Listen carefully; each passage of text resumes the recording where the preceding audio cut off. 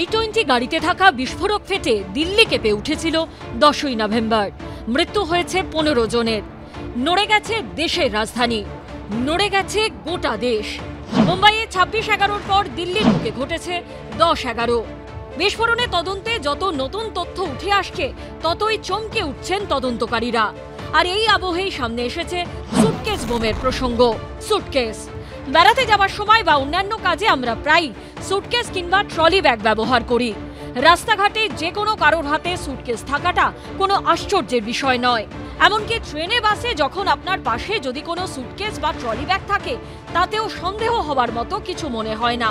কিন্তু এই সুটকেস ব্যবহার করেই কি দিল্লির বিভিন্ন জায়গা কাঁপিয়ে দেবার ছক কষেছিল জঙ্গিরা? আরো স্পষ্ট করে বলতে গেলে 10ই নভেম্বর কি গাড়ি বোমার বদলে দিল্লিতে সুটকেস বোমা বিস্ফোরণের ছক ছিল জঙ্গিদের? প্রশ্নটা উঠছে।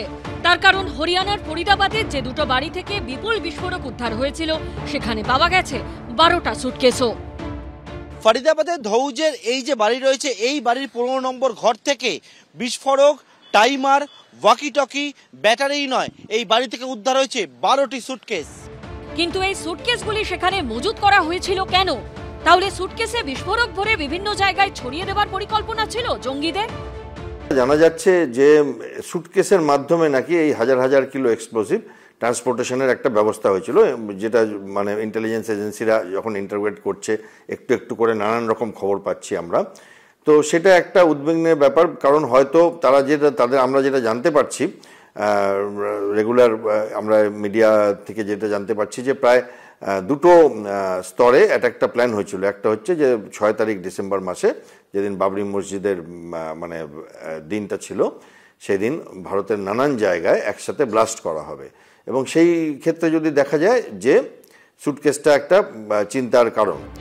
তাহলে কি বিস্ফোরক ভর্তি সুটকেস দিল্লির বিভিন্ন জায়গায় রেখে দিয়ে দর্শনীয় স্থান, ভিভিআইপি জোন, জনবহুল এলাকা, মেট্রো স্টেশনের মতো গুরুত্বপূর্ণ স্থানে বিস্ফোরণ ঘটানোর বড়সড় পরিকল্পনা করেছিল জঙ্গিরা? গোয়েন্দা সূত্রে খবর, এই হোয়াইট কলার টেরর মডিউলে টার্গেটে ছিল বিভিন্ন ভাইটাল ইনস্টলেশন, এছাড়া বিভিন্ন জনবহুল এলাকা।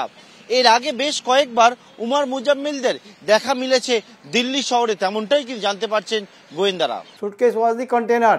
সুটকেসটা এই জন্যই চয়েস করা হয় যে এটা মার্কড উইথ দ্য ব্যাকগ্রাউন্ড, অর্থাৎ যেই জায়গায় যাবে সেখানে সুটকেস নিয়ে কোনো লোককে আসা যাওয়া করতে দেখলে পরে লোকে সন্দেহ করবে না, নাম্বার 1।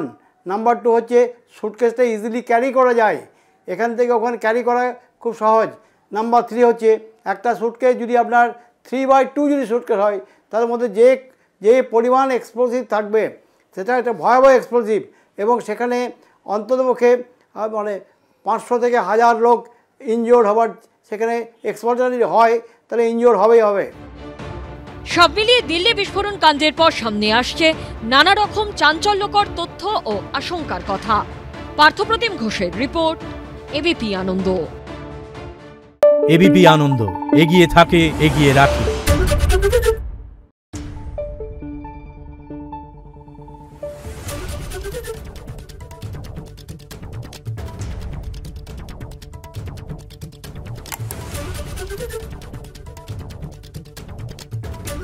Thank you.